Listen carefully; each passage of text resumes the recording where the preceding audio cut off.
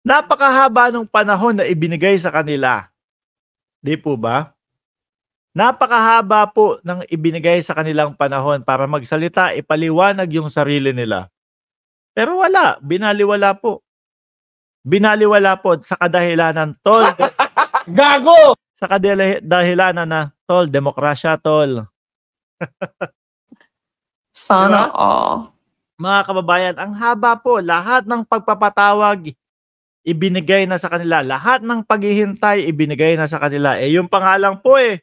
Oh, bago po humiling si Senator Risa Hontiveros na kumbaga pag-aresto kay Pastor Kibuloy, kumbaga binigyan pa ng show cause order.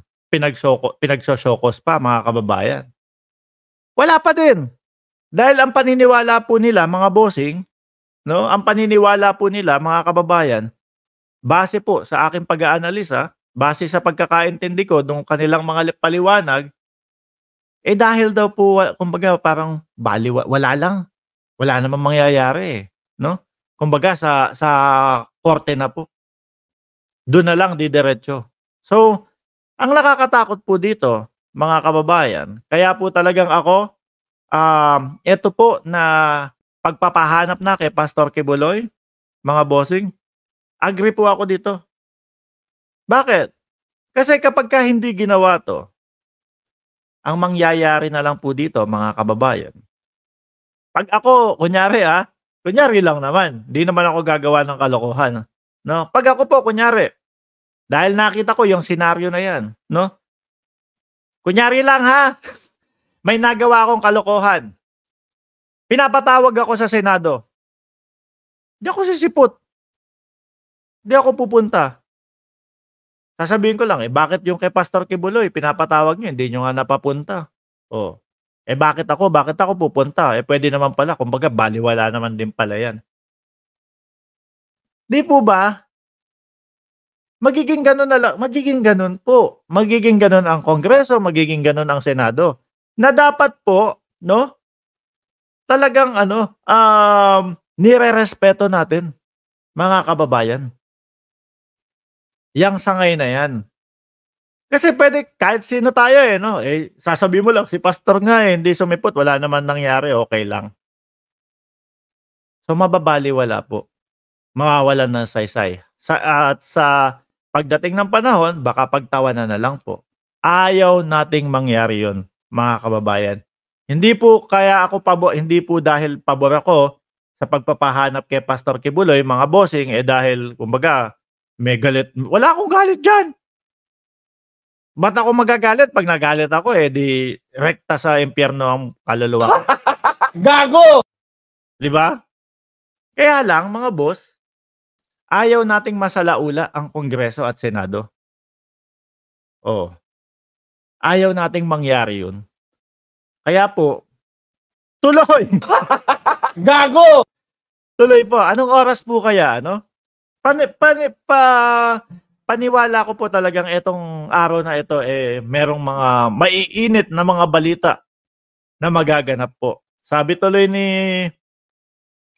ni Ali Bal, mag-resign ka, Robin Padilla, para mawala o bob sa Senado. Tawag dyan, demokrasya, ganon. O, yan. Binabalik tuloy kay Senator Binoy, no? Yung demokrasya niya. Sabi ni Gambi Ramirez, good afternoon, Boss Chief Amos, sir. Ayan. Watching from Western Australia, arestuhin ba yung Kibuloy? Na yan, dapat siyang manager sa batas, managot sa batas. Siguro naka-English something na Wala na si Pastor, gumawa na ng tunnel. Labas China, ang lalim po nun. Kasi yung tunnel na yun, malamang kung gagawa nun, syempre, mas lalalima mo pa kaysa doon sa dagat. Tawid dagat po ang China, mga kababayan. Eugenio de la Cruz, umpisa na ngayon ng tagu-taguan. For me, wala na dito yan. Nasa ibang bansa na yan. Nako, uso pa naman po yung ganon, mga kababayan. At, shoutout natin si Ate Cheryl Santa Maria. Ayan. Paano ko naman babasahin kasi yung message mo? Tawa lang yan, ano? Madami Madami pong naniniwalang Pilipino na si Pastor Kibuloy na daw, nakalabas na daw po ng bansa, mga kababayan. Malalaman natin ngayong araw 'yan, sa mga susunod na araw. Ayan, 'no? Malalaman po natin 'yan. Kasi sinasabi nila, "Oh, yung pakikipagkita ni Pastor Kibuloy doon sa Glory Mountain," 'no? Glory Mountain, kasi ano 'yun, parang Garden of Gethsemane, 'yun sa kanila, Glory of Mountain. Baka ang ginawa niyan, 'no, para lang ipamuka sa taong bayan na nandito pa sa bansang Pilipinas 'yan, kunyari nakipagkita ngayong araw, ngayong oras na 'to, doon sa Glory Mountain, 'no, sa mga investigador. Gago! Natatawa ako kapag naaalala ko yung ano, eto na po sila, yung mga independent vlogger, inimbestigahan po ang Glory Mountain at wala pong natagpuan na mga baril. Siguro kung nasa rally doon, sisigaw din sila, 'no? Kasi tandang-tanda ko yung rally nila, Gago! yung sa prayer rally nila, mga kababayan. Di may nagsasalita sa harap, 'no? Pagka yung medyo maganda yung sinabi nung nagsasalita sa harap, maganda sa pandinig nila, ano, kunyari, eto na po ang mga independenteng vlogger, naglalakad na po sa Glory Mountain at wala pong natagpuang baril. Tapos sisigaw naman yung nasa backup, sisigaw, "Walang baril, walang natagpuang baril." Sisigaw naman yung mga tinatawag ni Takeru Miyamoto na mga Palmolive girls. Gago!